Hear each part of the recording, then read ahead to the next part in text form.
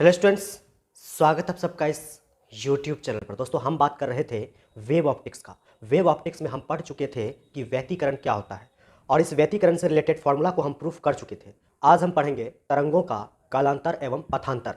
ठीक है, तो आइए हम सबसे पहले हम समझेंगे कि वेव का, तरंगों का कालांतर एवं पथांतर को। तो आइए अब हम हेडलाइन करते हैं कि तरंगों का कालांतर क्या होता है। चलिए पढ़ते हैं। तो आज का सर्वप्रथम हमारा टॉपिक है कलांतर। तो आइए अब हम समझते हैं कि ये कलांतर क्या होता है। ठीक है, चलिए समझते हैं। इसके पिछले वाले वीडियो में हमने दो तरंगों के बारे में बात किया था। आज हम उन्हीं दो तरंगों का समीकरण से हम समझेंगे कि ये कलांतर क्या होता है। ठीक है, चलिए समझते हैं। तो सबसे पहला तरंग था दोस्तों हमारा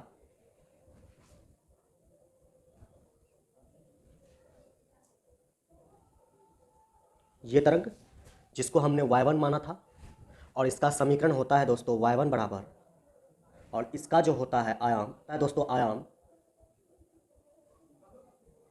वो यहाँ से यहाँ तक को आयाम बोलते हैं, जिसको हम a से दिखाते हैं, और इसका आयाम है दोस्तों a1।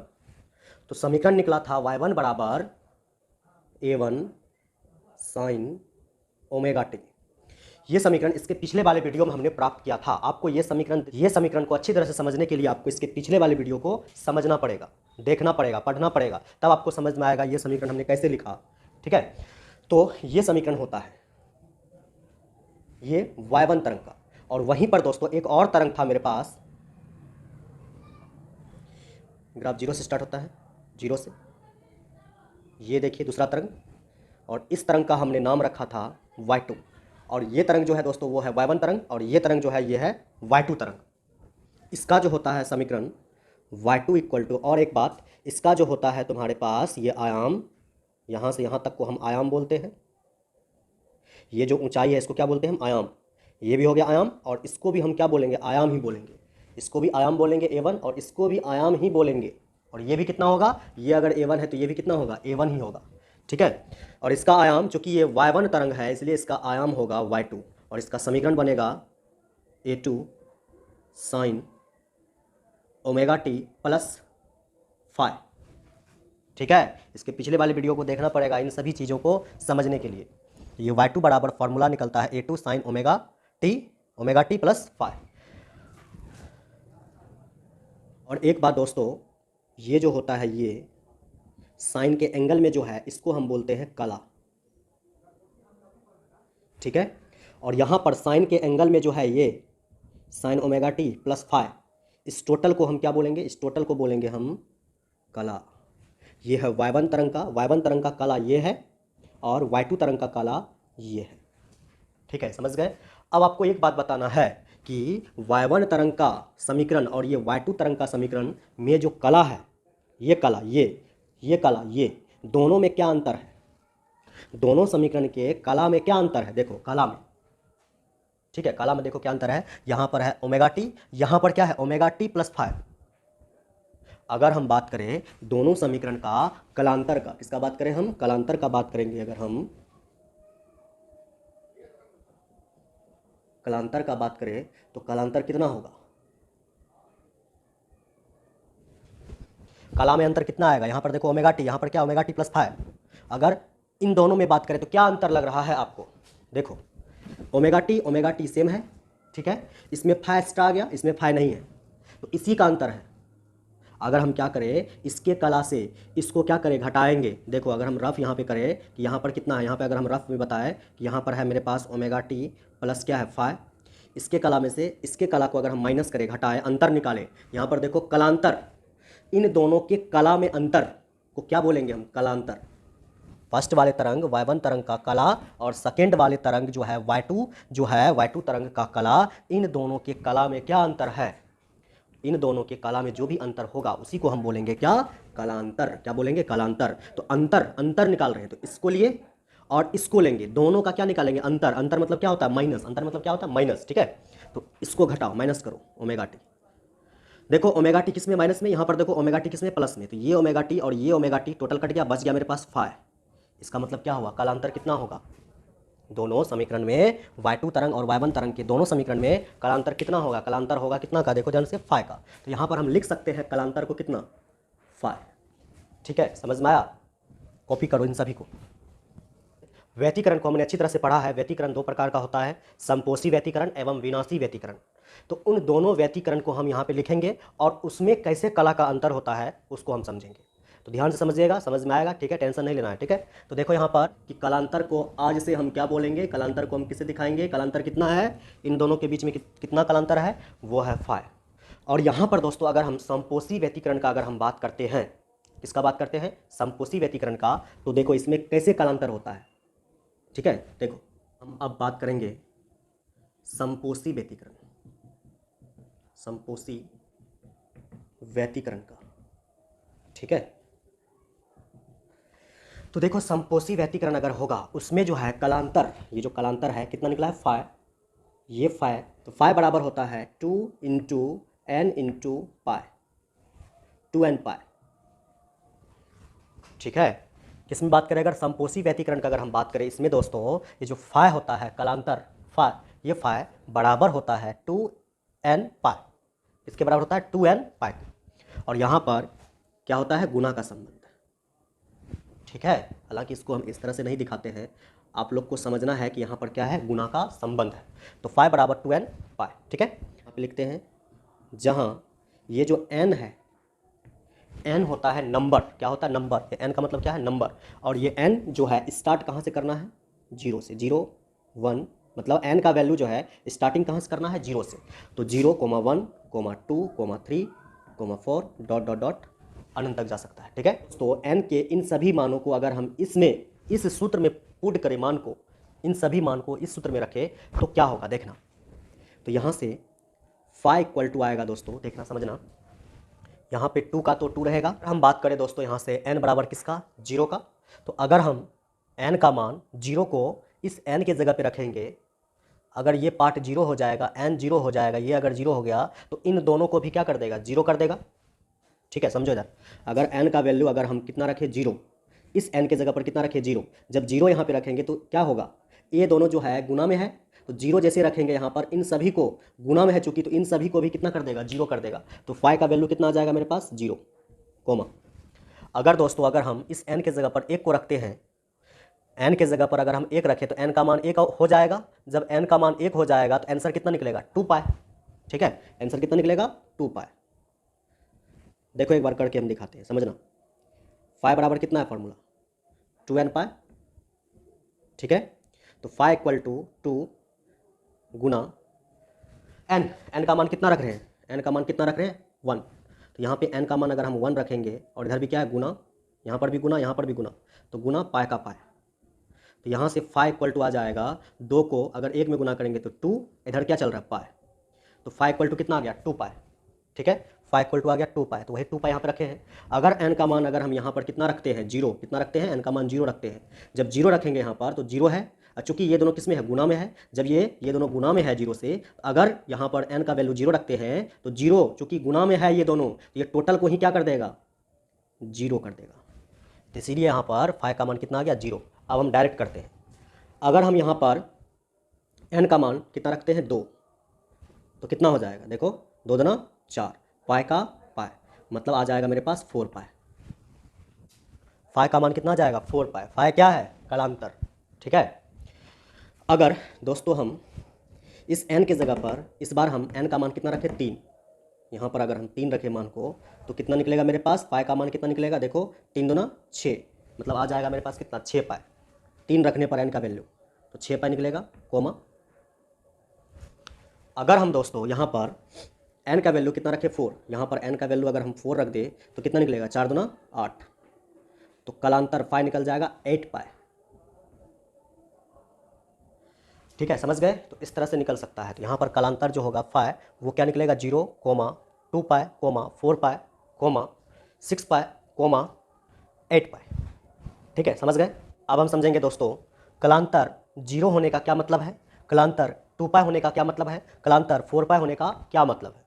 मतलब ये जो कलांतर सभी निकला है, 0, 2 पाई, 4 पाई, 6 पाई, 8 पाई, इन सभी का क्या मतलब है, इसको ही हम समझेंगे। ठीक है, तो हम समझते हैं, ये पार्ट को हम यहाँ से हटाते हैं और हम उसको समझने का कोशिश करते हैं। ठीक है, चलिए, तो दोस्तों हम समझेंगे अब कि कलांतर फाइ इक्वल टू 0 का क्या मतलब है? मेरे पास दोस्तों यहाँ पर दो प्रकार के तरंगे हैं। पहला तरंग है y1 और दूसरा तरंग है y2। ठीक है, देखो उन्हीं दो तरंग को हम लेते हैं, समझना।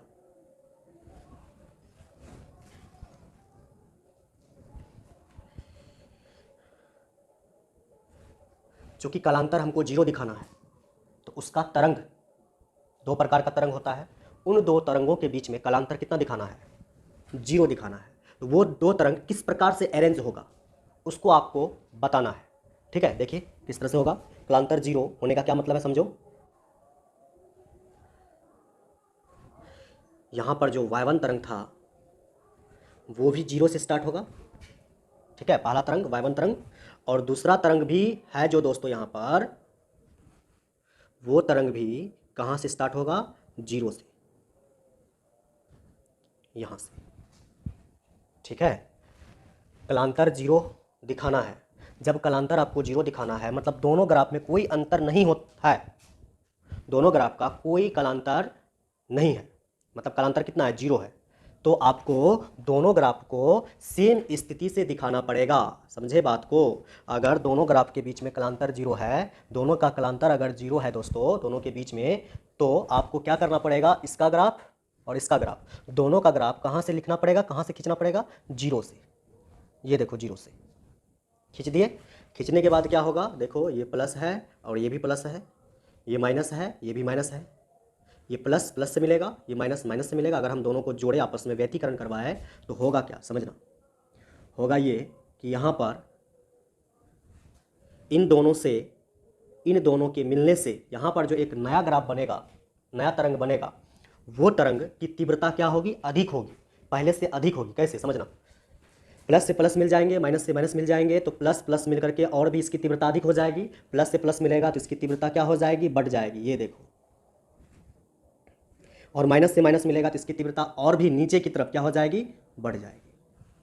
प्लस है, ये क्या है? माइनस है। ठीक है, तो इस प्रकार के व्यतिकरण को क्या बोलते हैं हम? समपोषी व्यतिकरण। जहाँ पर एक प्लस वाला पार्ट एक प्लस वाले पार्ट से मिल करके एक बड़ा प्लस वाला तरंग इस तरह से बनाए, एक माइनस वाला पार्ट दूसरे माइनस वाले पार्ट से मिल करके एक और बड़ा सा यहाँ पर एक माइनस वाला पार्ट का निर्माण करे, तो इस प्रकार के व्यतिकरण को हम बोलते हैं समपोषी व्यतिकरण। ठीक है, समझे? अब हम समझेंगे दोस्तों कि कालांतर, फाइ क्या है? फाइ है कालांतर। तो कालांतर 2 पाई का क्या मतलब है, तो इसको हम समझते हैं। ठीक है, चलिए। कालांतर 2 पाई को समझने से पहले आपको दोस्तों एक चीज़ समझना पड़ेगा। देखिए हम बताते हैं आपको।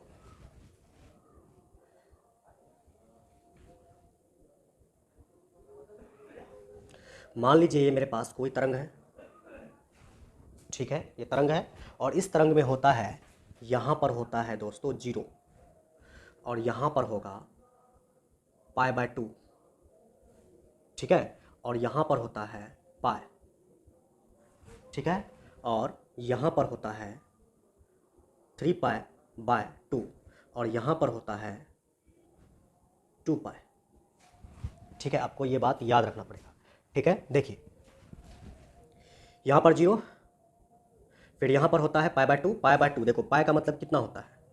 पाई का मतलब होता है 180 डिग्री।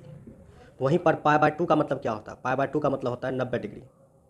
ठीक है, 3π/2 का मतलब कितना होता है? ये होता है 270 डिग्री। 2π का मतलब होता है दोस्तों 360 डिग्री। ठीक है, तो ये 0, π/2 का मतलब कितना? 90 डिग्री। पाई का मतलब, ये पाई जो खींचे यहाँ पे लिखे हैं, पाई का मतलब कितना? 180 डिग्री। ये जो 3π/2 है इसका मतलब 270 डिग्री। ठीक है, ये 2π का मतलब यहाँ पर होता है 360 डिग्री। ये जो एक कंप्लीट तरंग होता है, देखना, ये जो एक कंप्लीट तरंग होता है उसमें यहाँ से 0 से लेकर के, देखो समझना ध्यान से, यहाँ से यहाँ तक को बोलेंगे हम आधा तरंग। यहाँ से यहाँ तक को क्या बोलेंगे हम बोलेंगे आधा तरंग। ठीक है, हाफ तरंग। हाफ तरंग में कितना आता है? देखो हाफ तरंग में आता है यहाँ से यहाँ तक, देखो ध्यान से, हाफ तरंग में कितना आता है? पाई। पाई मतलब 180 डिग्री। हाफ तरंग में आएगा पाई। फिर हाफ तरंग में फिर कितना आएगा? देखो ध्यान से, ये अगर पाई है, ये भी कितना है? पाई। तो पाई प्लस पाई कितना होगा? 2 पाई। तो आधा तरंग में याद रखना आपको पाई होता है, और ये पूरा तरंग में होता है दोस्तों 2 पाई। ठीक है, कितना होता है 2 पाई। तो यहाँ पर देखो ध्यान से कि अगर हम एक पूरा तरंग खींचते हैं, इसको हम बोलते हैं पूरा तरंग, यहाँ से यहाँ तक, इसको आधा और इसको आधा, ये पूरा होता है। ये जो है ये, इसको हम बोलेंगे एक कंप्लीट तरंग। एक कंप्लीट तरंग अगर पूरा करता है तो वो कितना होता है 2 पाई, और एक आधा तरंग जब पूरा करेगा तो वो होगा दोस्तों कितना पाई। इतना सा आपको याद रखना है। ठीक है, चलिए समझते हैं, आगे आप बढ़ते हैं, हम इसको हटाते हैं। अब हम समझते हैं यहाँ पर कि कलांतर 2 पाई का क्या मतलब है, फिर समझेंगे कलांतर 4 पाई का क्या मतलब है, फिर समझेंगे 6 पाई का मतलब क्या होता है, फिर समझ लेंगे हम कि 8 पाई का मतलब क्या होता है। चलिए समझते हैं। तो यहाँ पर कालांतर 2 पाई का मतलब समझेंगे। 2 पाई का मतलब देखो ध्यान से, कालांतर 2 पाई का मतलब क्या होगा समझना। तो एक तरंग तो ऐसा ही होगा, सिंपल सीधा, जो कहाँ से स्टार्ट हो रहा है, 0 से, ऐसा।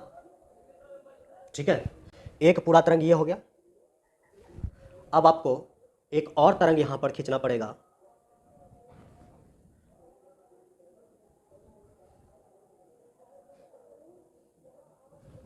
ठीक है, और इन दोनों तरंग में आपको दिखाना पड़ेगा कि इन दोनों तरंग में कितना का अंतर है, 2 पाई का। ठीक है, देखिए 2 पाई का मतलब दोस्तों एक कंप्लीट तरंग। ठीक है, ये देखो, देखो एक पूरा कंप्लीट तरंग है, ये कितना का होगा, ये होगा 2 पाई। अभी हम पढ़ के आ चुके हैं कि 2 पाई मीन्स क्या होता है, एक कंप्लीट तरंग। ठीक है, उसके बाद ऐसा ही एक तरंग स्टार्ट होगा यहाँ पर। अब इसमें इसमें अगर हम अंतर देखें तो कितने का अंतर है, ये पार्ट और ये पार्ट तो सेम है, अंतर तो इसी का आएगा। ठीक है, ये अंतर कितना है 2 पाई। यही तो हमको दिखाना था कि इस ग्राफ और इस ग्राफ में अंतर, कालांतर कितना होना चाहिए 2 पाई। देखो यहाँ से यहाँ तक और यहाँ से यहाँ तक सेम है, और इसमें इसमें अंतर क्या होगा, अंतर इसी का ना होगा, ये जो है 2 पाई। ठीक है, 2 पाई मीन्स एक पूरा तरंग। अगर हम यहाँ पर इन दोनों को मिलाएंगे तो होगा क्या समझना।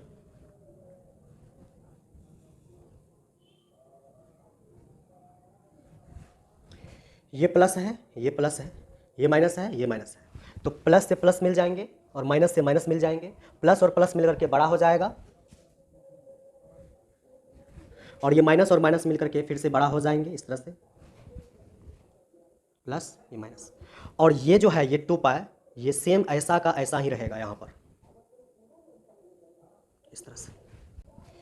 तो ये होता है दोस्तों कालांतर 2 पाई का मतलब। ठीक है, उम्मीद है दोस्तों आपको समझ में आया होगा। अगर आपको समझ में नहीं आता है तो आप कमेंट कर सकते हैं। ठीक है, कि समझ में नहीं आया, तो हम फिर से इसको समझाने का कोशिश करेंगे। ठीक है, अगर ये समझ में नहीं आया हो तो एक बार आप फिर से पीछे करके वीडियो को देख सकते हैं। उम्मीद है आपको समझ में आएगा।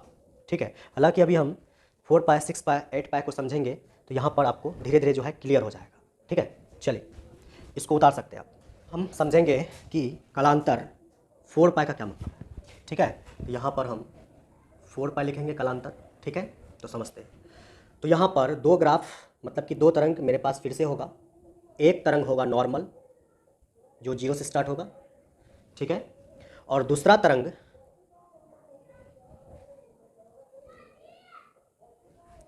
चूंकि ये 4 पाई है, 4 पाई को हम क्या लिख सकते हैं, यहाँ पर देखो 4 पाई को हम लिख सकते हैं 2 पाई प्लस 2 पाई।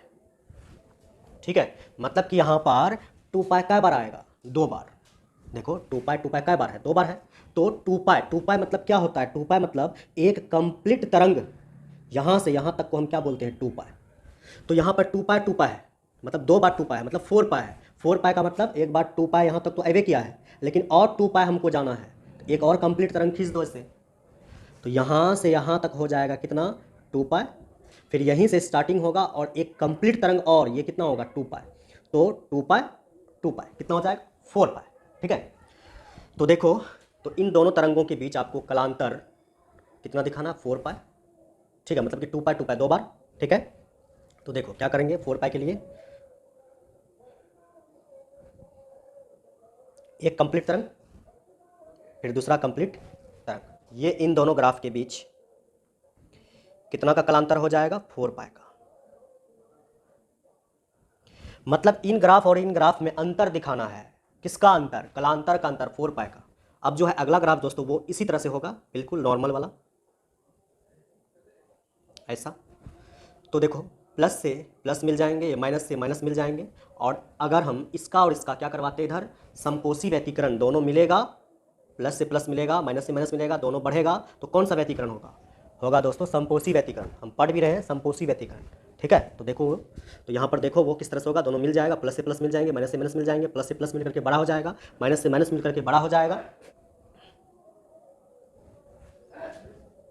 तो जब प्लस से प्लस मिलेंगे ये और भी बड़ा हो जाएगा, और माइनस से माइनस मिलेंगे तो ये और भी इस तरह से बड़ा हो जाएगा, ठीक है। और पीछे जो चल रहा है 4 पाई, कलांतर कितना चल रहा है? 4 पाई का, ये सेम रहेगा यहाँ पर, 2 पाई 2 पाई 4 पाई।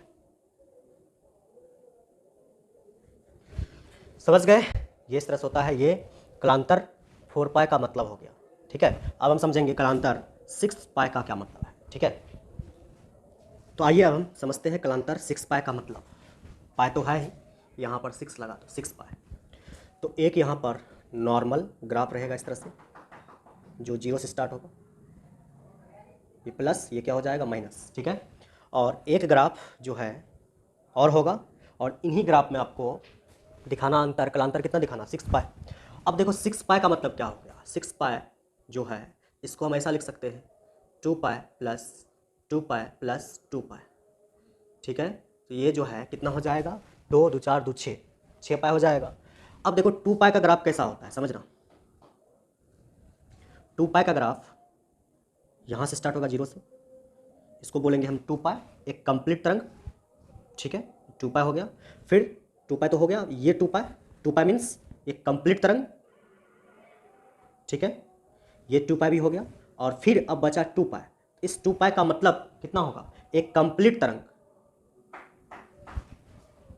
तो ये कितना हो जाएगा, ये हो जाएगा दोस्तों 6 पाई। कितना हो जाएगा, 6 पाई, मतलब 6 पाई का ग्राफ हो गया।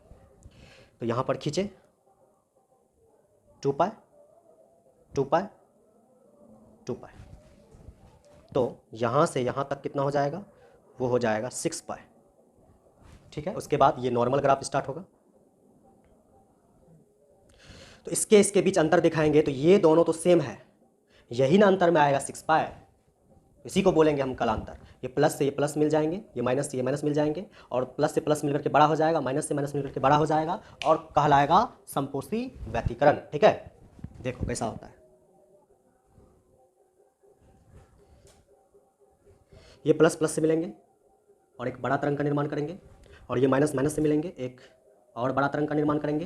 ये प्लस हो गया, माइनस हो गया, और पीछे आपको दिखाना है ये 6 पाई को, ये आपको पीछे जोड़ देना है, 2 पाई 2 पाई 2 पाई 6 पाई, ठीक है। उम्मीद है समझे होंगे आप। जो है घर में अपना 8 पाई को आप कोशिश कीजिएगा, ठीक है। हम यहाँ से आगे बढ़ते हैं। तो अब हम समझेंगे दोस्तों यहाँ पर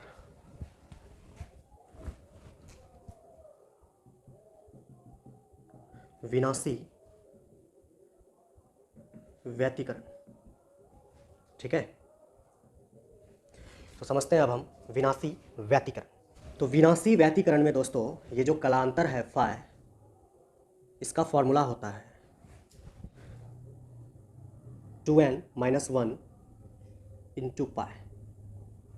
ये फॉर्मूला होता है किसका, विनाशी व्यतिकरण का। इसमें दोस्तों ये जो n है, n का वैल्यू स्टार्ट होगा 1 से, उसमें कितना से हुआ था, 0 से, इसमें होता है 1 से। तो 1 2 3 4 डॉट डॉट डॉट अनंत तक, इन्फिनाइट तक, ठीक है। समझ गए? अगर हम यहाँ पर दोस्तों अगर हम बात करें कि कालांतर क्या क्या हो सकता है, ठीक है। ये जो है हम 5 इक्वल टू कितना फॉर्मूला होता है, 2n, कालांतर बराबर 2n - 1 × पाई। तो 5 इक्वल टू अगर हम दोस्तों यहाँ पर n का वैल्यू कितना रखें, 1, कितना रखें, देखो n का, यहाँ पर n है, n का वैल्यू कितना रखें, 1। तो यहाँ पे 2 का 2, यहाँ पर गुना का संबंध है, तो गुना n का मान कितना रखेंगे, 1, फिर माइनस यहाँ पर कितना हो जाएगा, × पाई इक्वल टू कितना हो जाएगा, देखना इधर कर रहे हैं, तो 5 का 5,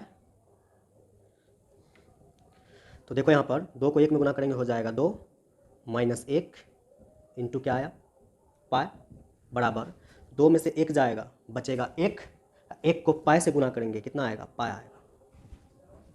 देखो बढ़िया से देखो, phi equal to 2n-1 into pi, ठीक है। 2 का 2 रखें, n का मान कितना रखें, 1, n का मान 1 रखेंगे, माइनस का माइनस, 1 का 1, पाई का पाई। 2 को 1 में गुना करेंगे 2, माइनस 1 का 1 रखेंगे, 2 में से 1 गया, बचेगा 1, 1 को किससे गुना करेंगे हम, पाई में, कितना आएगा, पाई आएगा मेरे पास। तो यहाँ पर मेरे पास वैल्यू आएगा पाई, फिर कोमा। अगर हम दोस्तों यहाँ पर n का मान कितना रखें, 2 रखें, n का मान कितना रखें, 2 रखें, हो जाएगा 2 दूना 4, 4 में से 1 गया, कितना बचेगा, 4 में से 1 गया, बचेगा 3, इधर क्या है, पाई, तो वैल्यू कितना निकलेगा, 3 पाई, फिर कोमा। अगर हम दोस्तों n का वैल्यू कितना रखें, 3, n का वैल्यू कितना रख दें, 3, तो मेरे पास कितना आ जाएगा, 3 दूना, यहाँ पर आ जाएगा 6, ठीक है। 6 में से 1 गया, बचेगा कितना, 5, और इधर क्या है, पाई, तो पाई का पाई, तो आ जाएगा मेरे पास 5 पाई। और भी इसी तरह से आप निकाल सकते हैं मान, हम यहाँ तक रखते हैं, ठीक है, और इसी को आपको समझाते हैं। चलिए समझते हैं, यहाँ पर और भी आगे तक ये जा सकता है, ठीक है। अब हम समझेंगे दोस्तों कि कलांतर पाई का क्या मतलब है। चलिए समझते हैं, किसमें, हम अभी बात कर रहे हैं विनाशी व्यतिकरण में। समझेंगे कलांतर फाई इक्वल टू पाई का मतलब, ठीक है। इसमें भी दोस्तों एक ग्राफ यहाँ पर नॉर्मल वाला होगा, ये नॉर्मल ग्राफ है, ये मतलब तरंग नॉर्मल है, और आपको एक और यहाँ पर तरंग बनाना है,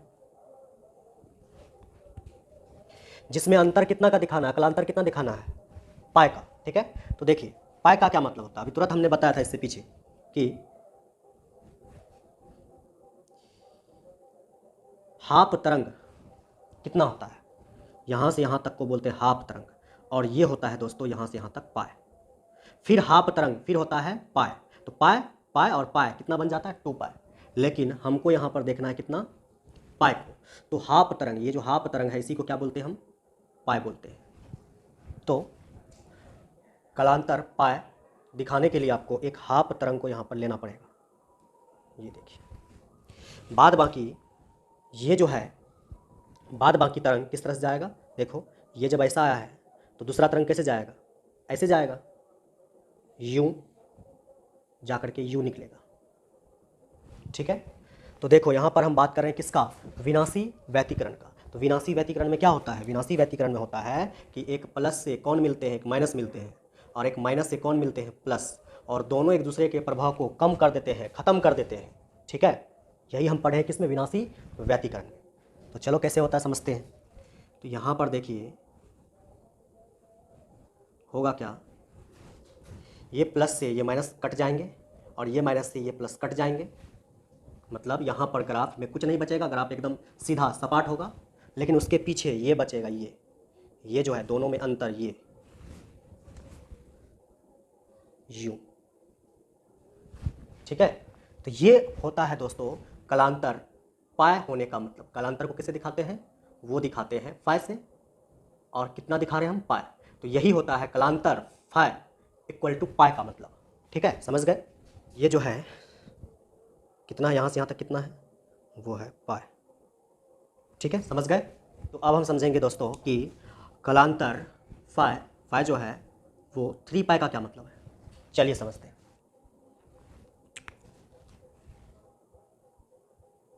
ठीक है, चलो, एक नॉर्मल तरंग है जो यूं इस तरह से निकलती है, ये प्लस ये माइनस, और एक तरंग और होगा यहाँ पर, ठीक है। देखो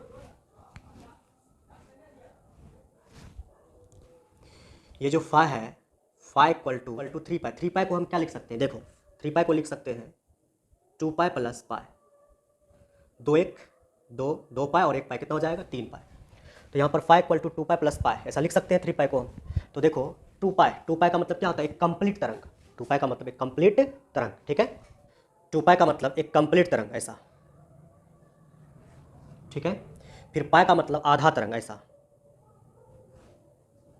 ये हो गया 2 पाई और ये हो गया पाई। तो 2 पाई प्लस पाई, तो तो यहाँ से यहाँ तक अंतर कितना हो जाएगा, कलांतर वो हो जाएगा 3 पाई।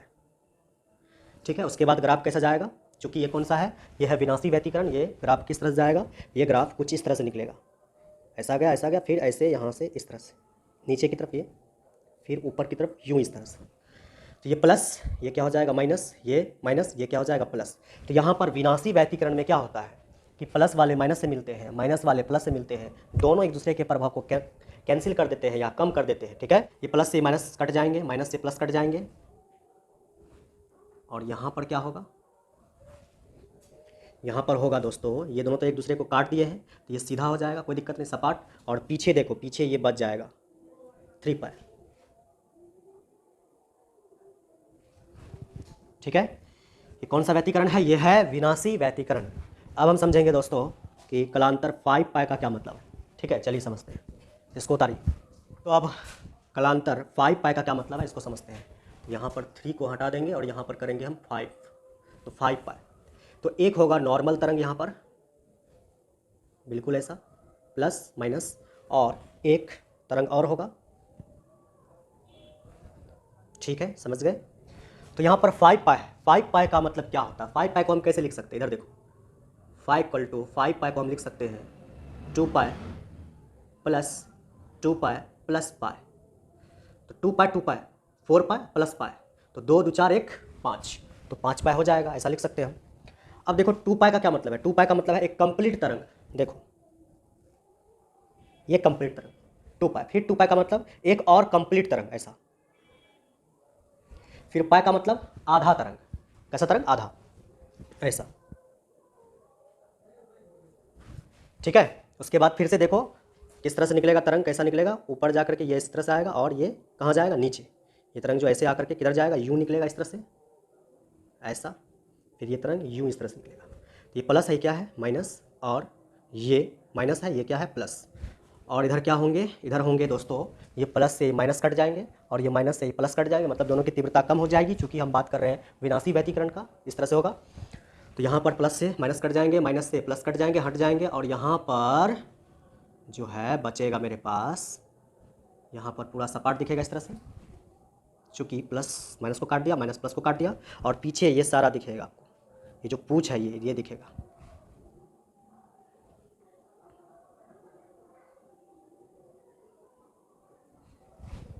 ठीक है, समझ गए, ये मतलब था दोस्तों 5 पाई का, कलांतर 5 पाई का। उम्मीद है दोस्तों आपको ये वीडियो पसंद आया होगा।